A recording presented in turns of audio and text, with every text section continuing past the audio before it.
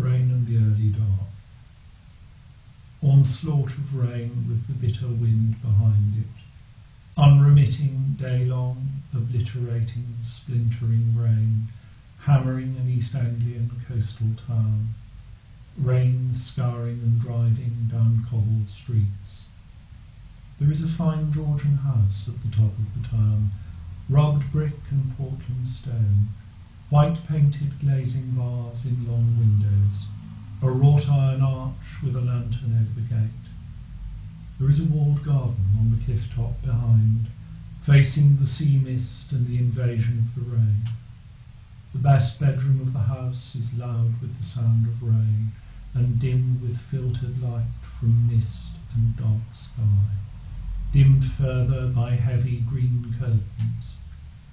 There is a painted landscape of cornfields and old trees let into the panelling above the fireplace. In the tall mahogany bed with its looped-up hangings, a young patrician drowses in his parents' sheets.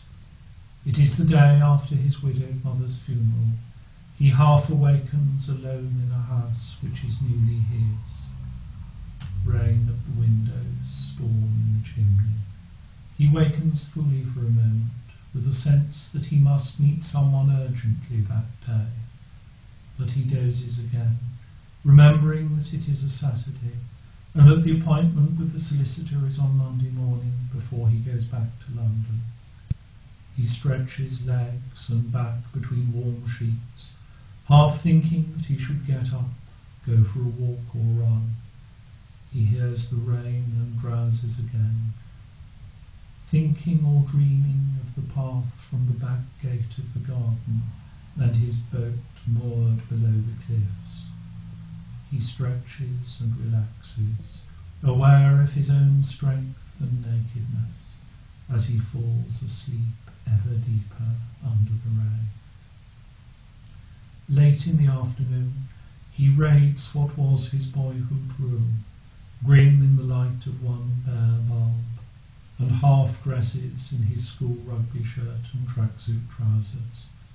He slips boat shoes onto curled feet and slouches downstairs to eat expensive leftovers from the fridge. At 4 o'clock twilight, the wind dies. The last grey light from the seaward window falls into the panelled rooms. He roams through the darkening house and looks for a moment out over the sea. In the town, the yellow streetlights are coming on. The walled garden and the waters beyond are consumed by rain and the early dark. On a boat out to sea in the twilight and misty rain, a woman comes out onto the deck as the wind dies. She looks at the humped outline of the town, the lightless manor on the cliffs. She looks to landward, at the rain marbling the long reflections of the harbour lights. The bulkhead light gleams in the smallest drops of water in her hair. She stares at the land until the dark falls, cobalt, blue-green, black, then orders her boat to sail out, northwards and away through the sodden air. The young man goes back to bed not long after nightfall.